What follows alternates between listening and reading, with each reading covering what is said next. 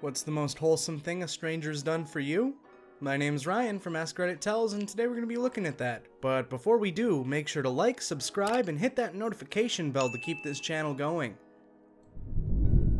Just this week, I fell asleep on my morning commute and nearly missed my stop. All of us on the early express bus are technically strangers, but know each other based on our unofficial assigned seats.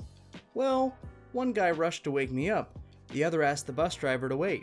The bus driver himself was even like, "Doesn't someone get off here?" And when I nearly forgot my coat in my race to get off, they passed it forward. It was incredibly kind and considerate. I bought Kit Kats for them the next day and thanks. Reminds you that you have a village even when you don't know it. Edit 1. This was in the USA. Our bus starts at Port Authority in NYC and goes through Hackensack, New Jersey. Yes, we are all New Yorkers who reverse commute into Jersey for work. Edit 2. Thank you for the silver, kind strangers. Edit 3. Oh man, gold? You're all great people and are now my Valentines. Have a great weekend. If life was a musical, this is the part where you'd all start singing. Call J.G. Wentworth, 877 cash now. Ooh, I had a similar case a few years back. A guy got onto the metro at the same stop as me every morning and got off a few stops before me. We never spoke or anything, but I was aware of him. One day, we are coming up to his station and he is fast asleep. I got a real case of worrying about looking strange versus wanting to help him. In the end, I stomped my foot on the ground, made a bang, and he woke up with a start. I had the strangest dream. I was fishing with my dad in our hometown stream. Then as I was about to cast my line, a sudden jerk woke me up on time. "Good morning, dear sis, is this your stop?" "My goodness, you're right, I almost forgot." "Don't worry, my lad, you won't be late. That's the unwritten code of the bus gang. Here's your hat, madame, and your coat, my lad. We won't let you off without them. Snoozing on the ride, gazing at the Gazette, we won't ever let you lose the rat race. Eating a croissant or sipping on a cup, never fear missing your stop. Bus gang will help you out. Bus gang, let's scream and shout. Bus gang, bus gang, bus gang." There's a spot in the building that I work at that nobody wants to work in. It's the coldest area in the building because there's an opening that doesn't close and doesn't have heat, so you can't even eat food safely, because the wind will blow it away. I was moved from where I usually am and wasn't prepared for how cold it would be there. I could barely handle money because my fingers felt frozen. A customer noticed how cold it was, and without even asking if I was cold, he took off his gloves and gave them to me. I have no idea what his name was, but it was the most thoughtful thing a complete stranger has ever done for me. I still have the gloves too. A homeless man stole a glove out of my friend's pocket and ran. My friend threw the other glove after him, yelling, "Just take it!" Seriously, I will give it away if they just ask.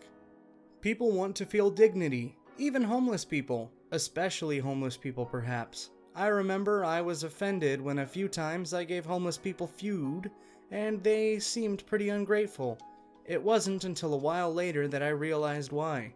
George Orwell makes the same point in Down and Out in Paris and London, which is a great book if you want to understand poverty better, even if it is a little dated now. I remember one night talking to a homeless guy near where my girlfriend lives.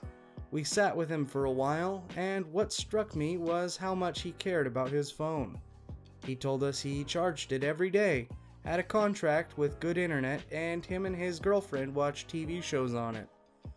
He was very animated, talking about all his favorite shows, and I realized, even though it seems foolish to me to focus on such an inessential piece of property when you're struggling for food and shelter, for him it was essential that they could watch TV because he, like everyone, wanted to feel human and not like a societal reject.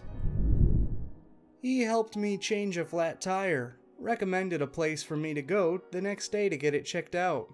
When I got there the next morning, he had stopped by to drop off his business card and tell them to take care of my vehicle.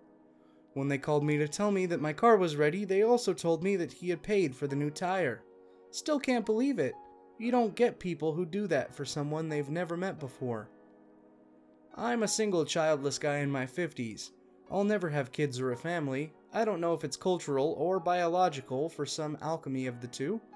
But sometimes I just want to take care of someone. Doing a simple good deed, stealing from Yiddish, a mitzvah, just to help someone out, make me feel good on a very fundamental level. I worked at a gas station at the time. I'd gotten myself a pretty large burn on one arm, helping someone lift a grill after it had been used, and he dropped it without warning. A customer saw my arm, bought her stuff, and came back 5 minutes later.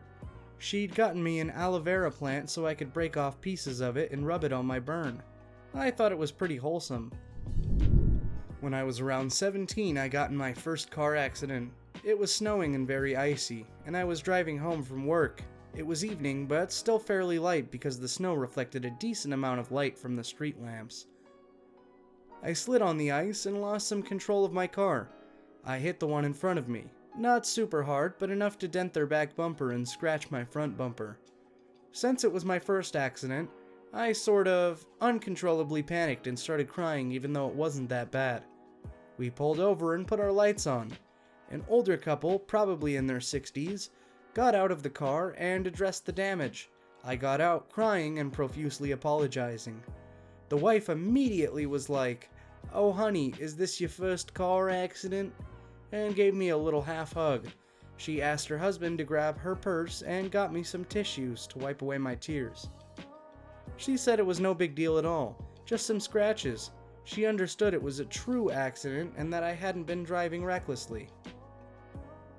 Even though I hit them and dented their car, they took care of me and I will never forget that. It's kind of fresh in my mind now because of my daughter going through driver's training. Of course, I hope she never gets in an accident, but if she does, I hope she's lucky enough to receive the same understanding from someone. Not super similar, but reminded me. I was 17 driving to school. It was raining and a windy road. I swerved to avoid hitting something small and furry. Lost control and hydroplaned into a tree. I got out and was shaking on the side of the road. Oh yeah, and it's still raining hard. But I guess I won in shock because I didn't notice. Suddenly, a black SUV pulls around the bend and sees me. A woman gets out with an umbrella and brings me into her car. She calms me down enough to call 911 and my mom. I'm still shaking and turn around to see her 3 young kids, sitting in the back seat staring at me. She had been on her way to drop them off at school and stopped to help this poor soaked teenage girl deal with an accident. She stayed with me until my mom arrived 20 minutes later. She left me her umbrella. I really wanted to return it to her, but all I knew was the kid's school name. I had that umbrella for many years after. I bet her kids grew up to be fantastic people with a mom like that. Edit, my first silver. Heck yeah. In college, flying to visit my father for spring break. The airport was 45 minutes away from campus and I didn't have a car. After my ride left, the flight was delayed until the next day until the airline said that because I lived nearby, I didn't qualify for a hotel room for the night. A lovely couple gave me their hotel room voucher, as they decided to drive through the night instead. It helped me out when I was in a really tight spot. Actually, it was a Redditor. I was a really poor college student. I worked 20 hours a week, but got cut back to 10 hours. Rent also increased. I didn't qualify for low-income aid, like food stamps, because grants for tuition at schools count as income. It's dumb. I had a hard time affording groceries and even meat. My meals consisted of eating cucumbers and bananas and rice crackers. I had broth and pasta and stuff, but I was getting way thinner. I'm already short and skinny girl at under 100 pounds, and was getting skinnier and way weaker, like walking upstairs hurt and would leave me feeling exhausted. We met up and he bought me groceries, lots of meat, and even cooked for me. When I took the first bite of the steak he cooked, I literally cried and embarrassed myself. He would send me every now and then a delivery of Amazon groceries. I'm still in touch with that person and very grateful. It was a really hard time in my life. I was at a concert a while back. I'm a very short guy and I was somewhere in the middle of the crowd windmilling the frick out. Not really caring about not being able to see, just enjoying the music. The guy standing next to me was an absolute giant of a man with hands as big as spades. Suddenly, he reaches out and takes me in his monster-sized mitts. I'm thinking the worst at this moment. Maybe I've pissed him off with my relentless windmilling, but he simply lifts me into the air and plops me onto his shoulders so I can watch the rest of the set with a premium view. When the set concluded, he let me down like a toddler and simply nodded at me when I thanked him. Edit, this really blew up. I am small, about 5'8" and 10 stone or something. But this guy was seriously gargantuan. He was an absolute hero, and I always remember people like this in times of need to remind myself of the good people out there. The band was Devil Driver. Windmilling means headbanging in a circular fashion, so your hair whips around like a windmill. I had just moved to a new town and had started a brand new job at a high school a few towns over. I lived 40 minutes away from my work, and it was the first day of school for students. I went to start my car that morning and it wouldn't turn on. The engine had died. I had no way of getting to work and I started to panic. I wanted to make a good impression at my new school, and it was my first professional job out of college. There was no way I would be able to find coverage in time, and it was the first day for students, and a brand new job for me. Not a good look if I didn't show up. I didn't know anyone to call, and this was before Uber was around. One of my new neighbors, who was retired and also up super early walking their dogs, saw me outside of my car on the verge of a meltdown. They insisted on driving me to work that morning. They refused money for gas.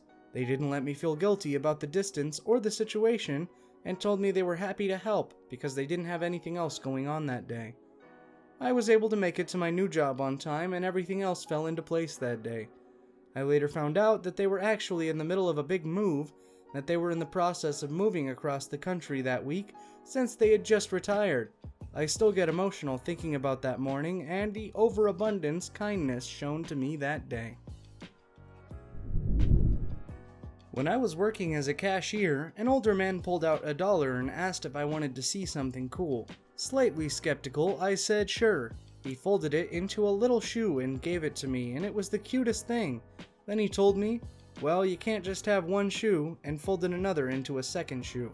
And I still have them on my desk because I didn't have it in me to unfold them. Not me, but my sister. She got severely sunburned while on holidays in Sri Lanka. We thought she was feeling better as she spent the whole previous day in bed. We went on a trip to a waterfall in the jungle. We were friends with the locals who brought us. After swimming in the water, her skin starts burning to the point where she's in tears and won't let anyone touch her. We have nothing to help her. Maybe 5 minutes later, some local villagers appear with aloe vera plants, and some gently rubbed it onto her skin. Total strangers who saw the situation and went to their houses and brought the aloe vera. It was so kind I couldn't believe it. We ended up talking to them and they made us all dinner, which we ate together from a bucket in the middle of the jungle. Unforgettable. Many years ago, when my brother and I were traveling to Finland on a whim and most places were booked out, a Finnish student we encountered and asked for a youth hostel spontaneously let us sleep in her dorms. Living room. For a few days, she even gave up her own dorm room for us and stayed at her estranged husband's place. She showed us around and bought us some typical Finnish food and sweets and was just incredibly nice towards two naive foreigners. We stayed in contact for a bit until she went abroad, and sadly I never managed to find her again. This was before Facebook and she had a very common name, but I hope she knows how much I appreciated her kindness. Up until high school, I didn't attend much art classes, due to having to attend a different school for advanced classes. So in terms of creativity, I was far behind my much preferred art and literature over science, which my classes focused on. I ended up having to teach most of the basics to myself. I would spend most of my spare time doodling and practicing my art techniques. This meant all my lunches were dedicated to it. In my junior year, towards the end of the school year, one of the art teachers told us that there was X amount of spaces left in his exhibition for student work, and we can submit our own projects that weren't graded. I spent countless hours creating my piece for it. In the end, though, I wasn't good enough for my work to make it in, and I was crushed. I was so frustrated and upset that I stopped trying. A few weeks later, after not touching a sketchbook since a senior, who I have never spoken with, but sat at the end of my lunch table from time to time, came up behind me on his way to class and set a piece of paper down in front of me with a drawing on it, and a little caption saying, "I like your work, keep on drawing." He graduated a week later, so I never got to thank him properly, but it was the thing that helped me to push past my biggest failure. Edit. Some people wanted to see my work. Unfortunately, I'm still unpacking from a move, so most of my stuff is stored in a flash drive or box somewhere. But here are some okay-ish looking ones I found on my phone.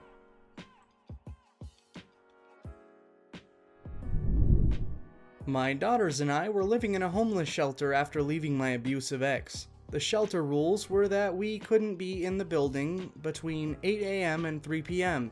So every day I'd strap the kids in the stroller in the shelter had given me, and we'd either walk to the library, the park, or Walmart. Each of the three were at least a mile away. One day it was raining pretty hard and I really didn't want to walk that far in the rain, so I went into a diner that was close by. I had about $100 to my name and I really didn't want to be spending it in a restaurant, but I also really didn't want to be outside in the pouring rain with my kids.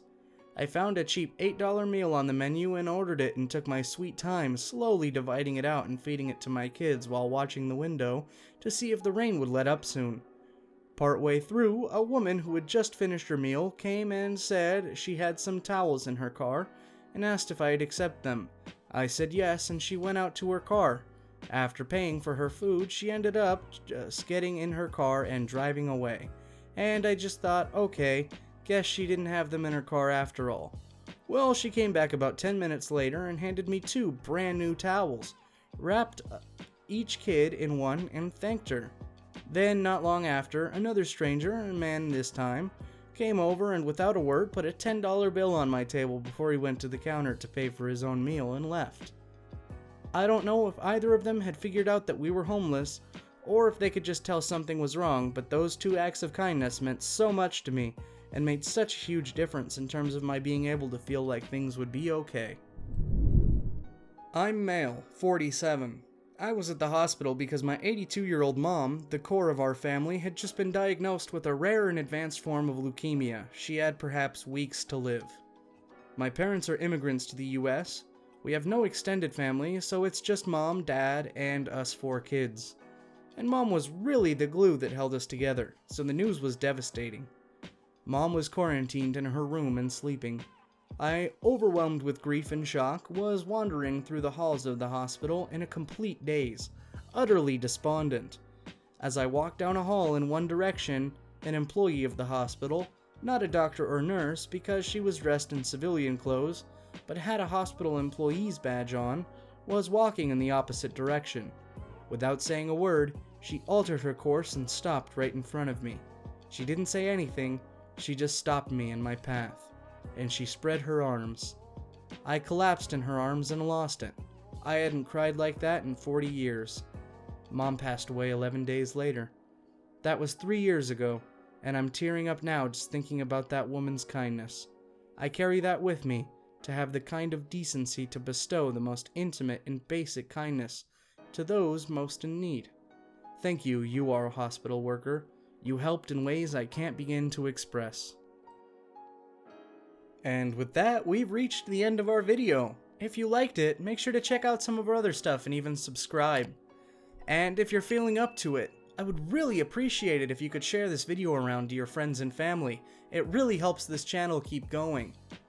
As always, my name's Ryan from Askreddit Tells. Thank you for watching, and I look forward to seeing you in the next video.